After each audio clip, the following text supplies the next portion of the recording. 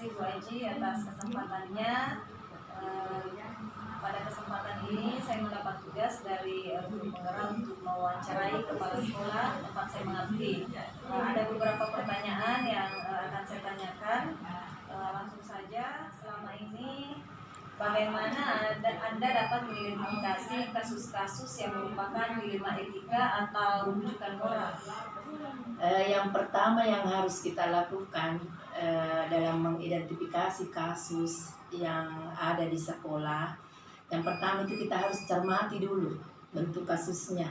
Kemudian, apakah kasus ini ada nilai-nilai kebajikan yang saling bertentangan, misalnya cinta dan kasih sayangnya, kemudian adakah kebenaran, adakah keadilan, atau ada kebebasan, persatuan, toleransi, dan tanggung jawab. Itu yang perlu kita cermati. Saya kira itu. Lanjut Bu Aji, selama ini bagaimana Anda menjalankan pengambilan keputusan di sekolah, terutama untuk kasus-kasus di mana ada dua kepentingan yang sama-sama benar atau sama-sama mengandung nilai kebajikan? Ya. Kalau menghadapi kasus di mana ada dua kepentingan yang sama-sama benar atau sama-sama pentingnya, maka keputusan yang saya ambil adalah dengan memperhatikan dampaknya, baik itu dampaknya kepada murid atau siswa, dampaknya kepada guru selaku pendidik, atau secara umum dampaknya ke sekolah, baik di masa kini maupun di masa-masa yang akan datang. Bagaimana langkah-langkah atau prosedur yang dilakukan dalam mengambil kebijakan ini Bu Aji? Yang pertama kita tentukan siapa-siapa orang yang terlibat dalam kasus ini, apakah siswa, ataukah guru, ataukah orang tua siswa. Kemudian kita kumpulkan fakta-fakta yang terkait dengan kasus yang kita hadapi. Kemudian kita melibatkan semua komponen, baik itu guru maupun dengan siswa atau orang tua siswa. Kemudian kita duduk bersama untuk mengambil keputusan. Nah, setelah kita mengambil keputusan, kita uji keputusan ini. Saya selaku kepala sekolah menguji keputusan ini. Apakah keputusan yang saya ambil ini ada dampaknya terhadap kepentingan siswa atau kepentingan guru, ataukah kepentingan orang tua siswa, dan secara umum harus ada kepentingan sekolah di dalamnya. Ya, jadi sebelum kita mengambil keputusan yang final pada kasus-kasus yang terjadi, seharusnya kita meninjau ulang dulu, ditinjau ulang keputusan yang sudah diambil, baik itu untuk dijadikan pengalaman maupun untuk dijadikan acuan ataupun pedoman untuk kasus-kasus selanjutnya. Baik Bu Aji. Kemudian hal-hal apa saja yang selama ini yang Bu Aji anggap efektif dalam pengambilan keputusan pada kasus-kasus dilema etika? Ya, yang pertama ketika kita menghadapi kasus seperti ini atau dilema etika ini, kita yang pertama yang harus kita lakukan adalah mengetahui dulu penyebabnya, latar belakangnya. Kemudian setelah kita ketahui latar belakangnya, maka kita analisis. Kita menganalisis, mengidentifikasi apa kira-kira penyebabnya sehingga terjadi kasus. Kemudian setelah kita analisis, kita identifikasi, kita carikan jalan keluar, mencarikan solusi. Nah, solusinya ini kita melibatkan, kita mempertimbangkan beberapa oknum seperti tadi yang saya katakan, orang tua siswa, guru, ataupun siswa.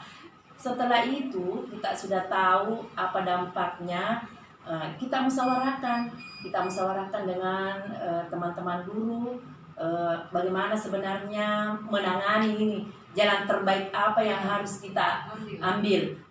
Jadi kita harus musyawarah dulu dengan teman-teman guru yang ada di sekolah. Oke, baik Bu Aji. Kalau masalah ini dalam pengambilan kasus, apakah pernah ada tantangan-tantangan yang membuat kita sulit atau dilema mengambil langkah untuk menyelesaikan masalah ini? Adakah tantangannya? Iya, jadi menyelesaikan satu kasus pasti ada tantangan, pasti ada hambatannya juga. Nah, ketika kita menghadapi suatu tantangan, maka kita harus memilih salah satu. Apakah yang kita ambil ini pilihan yang sudah tepat ataukah masih perlu dimusyawarahkan? Nah, gitu.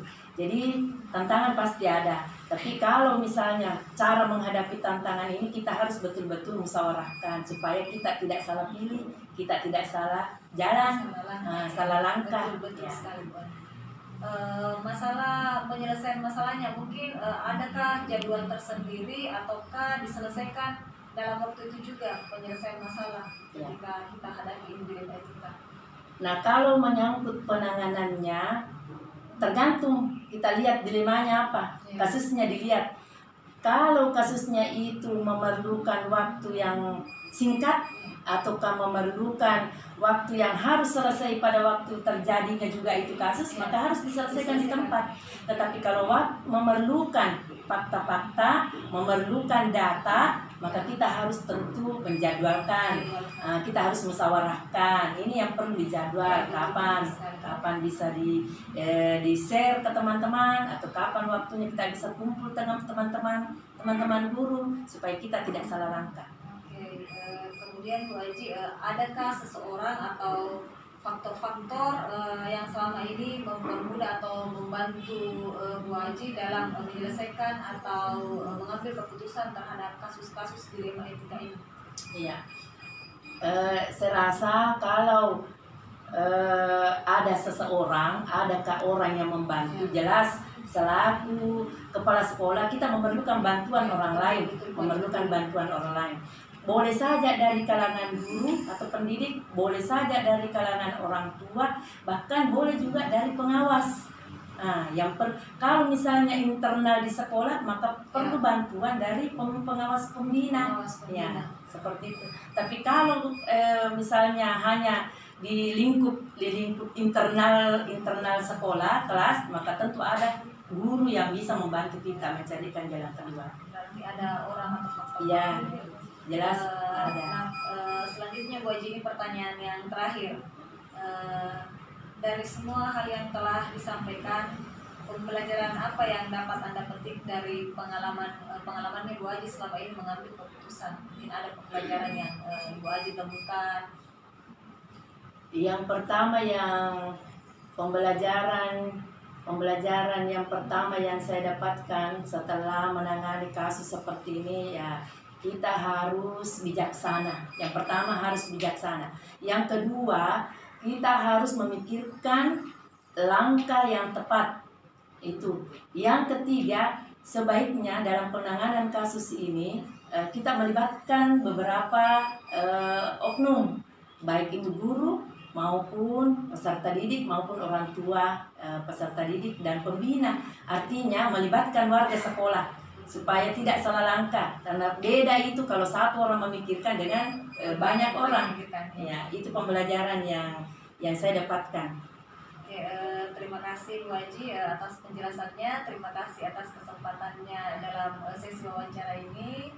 Wassalamualaikum warahmatullahi wabarakatuh. Terima kasih. Waalaikumsalam.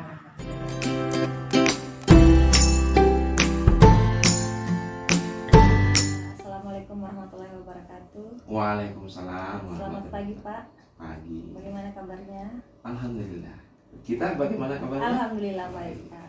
Oke, sebelum saya mulai sesi wawancara ini, saya ucapkan terima kasih dulu karena sudah bersedia saya wawancarai. Iya. Saya selaku guru penggerak Pak, Angkatan 7 Kota Parepare, mendapatkan tugas untuk mewawancarai kepala sekolah. Iya. Nah, di sini ada 8 pertanyaan yang akan saya tanyakan kepada Bapak. Siap. Untuk mengefisienkan waktu, saya mulai saja ya Pak. Iya, silakan. Pertanyaan yang pertama ini Pak, selama ini bagaimana Bapak dapat mengidentifikasi kasus-kasus yang merupakan bujukan moral atau dilema etika di sekolah Bapak? Oke, terima kasih banyak atas pertanyaannya. Proses identifikasi yang ada di UPTD SD Negeri 3 Parepare itu 2 macam. Yang pertama melalui monitoring langsung, saya sebagai kepala sekolah mengecek di setiap kelas apakah terjadi masalah-masalah. Yang kedua dalam bentuk laporan apakah itu dalam bentuk laporan dari siswa, orang tua siswa maupun dari guru. Nah, dari laporan yang masuk, kami akan identifikasi persoalan mana yang harus segera diselesaikan atau harus dibicarakan di tingkat dewan guru atau stakeholder yang terlibat terkait dengan persoalan itu. Seperti itu yang kami lakukan di SD3. Oke, pertanyaan selanjutnya Pak, bagaimana Bapak menjalankan pengambilan keputusan di sekolah terhadap kasus-kasus yang terjadi ini Pak? Oh iya, seperti tadi yang saya sampaikan bahwa kasus di sekolah ini kan bervariatif, ada kasus ringan, sedang maupun berat. Nah, terkadang kalau kasus-kasus ringan hanya sekedar diskomunikasi dengan siswa, keputusan itu bisa sebenarnya diambil di tingkat wali kelas. Kalaupun di wali kelas tidak selesai, biasanya wali kelas itu akan menyampaikan kepada saya bahwa ada kasus di kelasnya yang tidak tuntas. Dalam artian salah satu pihak mungkin tidak puas dengan keputusan yang diambil oleh kelas. Makanya itu kasus itu ditingkatkan atau disampaikan kepada saya. Di saat itulah saya memanggil kembali orang tua siswa maupun siswa yang terlibat dengan permasalahan itu beserta dengan wali kelas dan paguyuban kelas untuk duduk bersama mencari solusi dari permasalahan yang ada. Kemudian ada juga kasus yang harus diselesaikan pada waktu itu. Keputusannya bisa langsung saya mengambil keputusan dan diselesaikan tanpa melibatkan banyak pihak yang terkait dengan masalah itu. Contoh perkelahian yang terjadi dengan siswa pada saat itu memang tidak ada cedera, itu bisa langsung didamaikan anak-anak. Kalaupun ada lagi kasus yang sangat berat, ini harus melibatkan komite, dinas pendidikan maupun dewan pendidikan. Di situ kami akan menyelesaikan lagi melalui rapat dewan guru bersama stakeholder yang terlibat di sekolah ini. Jadi langkah-langkah seperti itulah yang kami lakukan di sekolah ini. Oh, jadi seperti itu prosedur penyelesaian masalahnya ya. Iya. Dan kemudian tadi dari penjelasannya Bapak untuk menyelesaikan masalah itu tergantung ya. Tergantung apa ya, status masalah itu apakah harus diselesaikan secepatnya betul, ataukah mungkin menunggu waktu yang tepat. Oke, pertanyaan selanjutnya Pak, hal-hal apa saja yang selama ini Bapak anggap efektif dalam pengambilan keputusan pada ini kasus-kasus dilema etika? Iya, yang paling efektif itu adalah ketika ada permasalahan kita duduk bersama, baik itu duduk bersama dengan seluruh orang tua siswa di dalam kelas itu. Yang kedua, di sekolah ini hampir setiap 1 bulan itu 2 kali pertemuan. Ada pertemuan rutin, baik seluruh guru maupun antara guru dengan pengurus-pengurus paguyuban. Jadi kita di sini ada 19 rombel. Setiap rombel itu ada persatuan orang tua siswa. Kalau di sekolah lain mungkin pos, kalau kebetulan di sekolah kami ini menyebutnya paguyuban kelas. Nah, inilah yang menyerap sebenarnya aspirasi dari seluruh orang tua siswa yang disampaikan melalui wali kelas maupun langsung kepada saya. Di situ kalau ada memang masalah yang harus diselesaikan di tingkat kelas itu biasanya pos itu atau paguyuban itu yang menyelesaikan sendiri masalahnya. Kalaupun harus ada keterlibatan saya, ya barulah saya masuk di titik-titik itu. Jadi seperti itulah yang kami lakukan di sekolah. Alhamdulillah setiap permasalahan yang muncul kami bisa selesaikan dengan baik. Oke, pertanyaan selanjutnya Pak, adakah seseorang atau faktor-faktor yang selama ini mempermudah Bapak untuk membantu mengambil keputusan yang tepat dalam kasus-kasus dilema yang Bapak tangani? Iya, memang banyak sekali orang-orang yang turut andil dalam penyelesaian kasus-kasus. Jadi kalau tingkatannya itu, kalau kasus itu berada di dalam kelas, yang sangat membantu itu adalah pengurus dari pos atau paguyuban kelas. Kalau di tingkat sekolah itu yang sangat membantu itu adalah komite, kemudian pengawas.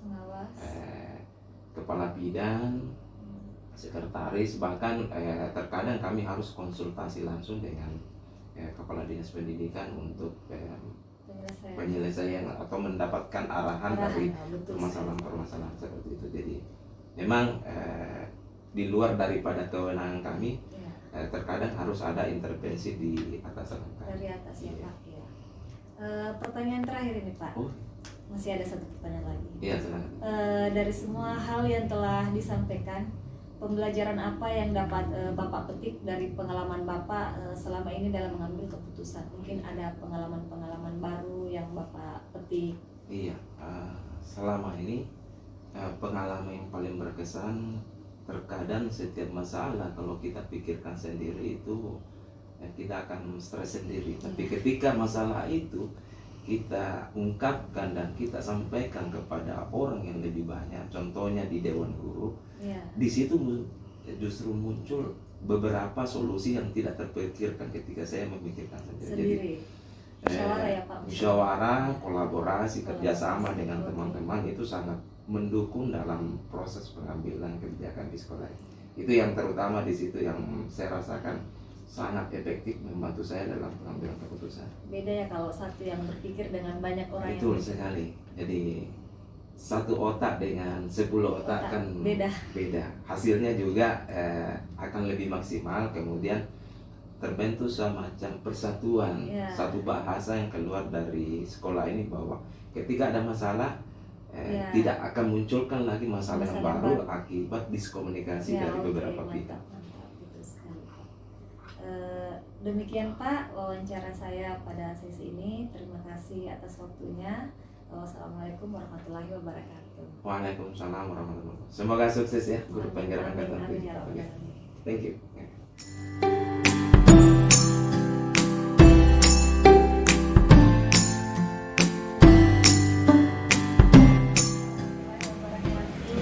Waalaikumsalam. Selamat pagi Pak. Pagi. Sebelumnya saya ucapkan terima kasih karena sudah bersedia meluangkan waktunya untuk diwawancarai. Ini ada tugas dari guru penggerak untuk mewawancarai kepala sekolah. Saya langsung saja ya Pak.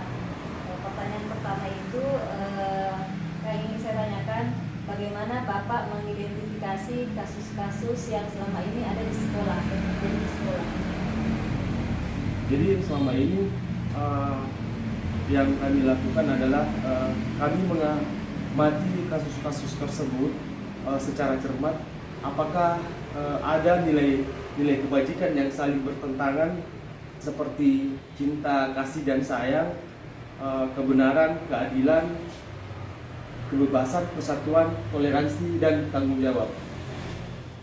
Oke, setelah Bapak mengetahui kasus tersebut, bagaimana caranya Bapak mengambil keputusan dalam menyelesaikan kasus tersebut? Apalagi jika ada dua kepentingan yang sama-sama benar, bagaimana caranya Bapak mengambil keputusan? Jadi apabila kami menghadapi kasus di mana ada dua kepentingan yang sama, maksud kami kepentingan yang sama-sama benar, maka keputusan yang kami ambil adalah dengan memperhatikan dampaknya terhadap kepentingan murid, guru, dan sekolah untuk di masa kini dan di masa akan datang. Seperti apa langkah-langkah atau prosedur pengambilan keputusannya itu Pak? Jadi yang pertama kami akan menemukan kasus yang terjadi, kemudian melihat apakah ada nilai-nilai kebenaran yang saling berlawanan. Selanjutnya menentukan siapa yang terlibat dalam dalam kasus ini dengan mengumpulkan fakta-fakta terkait kasus yang terjadi. Setelah itu saya akan menguji keputusan yang akan saya ambil dengan memperhatikan dampaknya terhadap kepentingan murid, guru, dan sekolah. Nah, setelah itu saya baru akan mengambil keputusan yang final terhadap kasus yang terjadi. Oke, kemudian pertanyaan selanjutnya Pak, hal-hal apa saja yang selama ini Bapak anggap efektif dalam mengambil keputusan tersebut? Itu yang pertama, kami menganalisis penyebab terjadinya kasus dan mencari solusi yang tepat.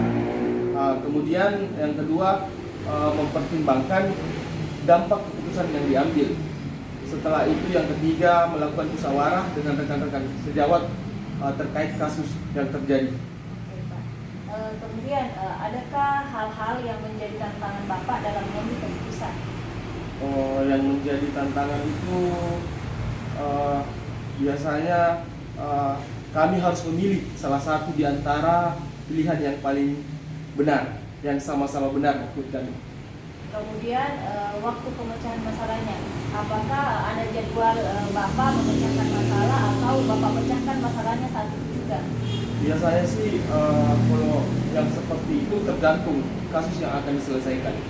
Tergantung Bapak, jadi tidak menentu jadwalnya atau dipecahkan saat itu ya? Iya, tidak ada jadwalnya. Oke, kemudian adakah seseorang atau faktor-faktor lain yang dapat membantu Bapak menyelesaikan masalah atau kasus yang ada di sekolah? Iya, ada stakeholder sekolah dan juga guru-guru. Oke. Nah, kemudian Pak, pertanyaan terakhir dari semuanya tadi ini yang Bapak sampaikan, pembelajaran apa yang Bapak peroleh dari pengalaman mengambil keputusan dari kasus-kasus yang pernah terjadi?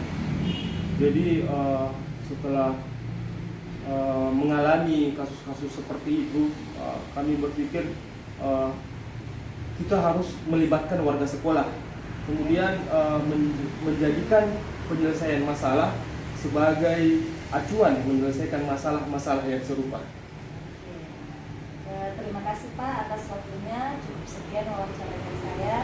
Wassalamualaikum warahmatullahi wabarakatuh. Waalaikumsalam warahmatullahi wabarakatuh.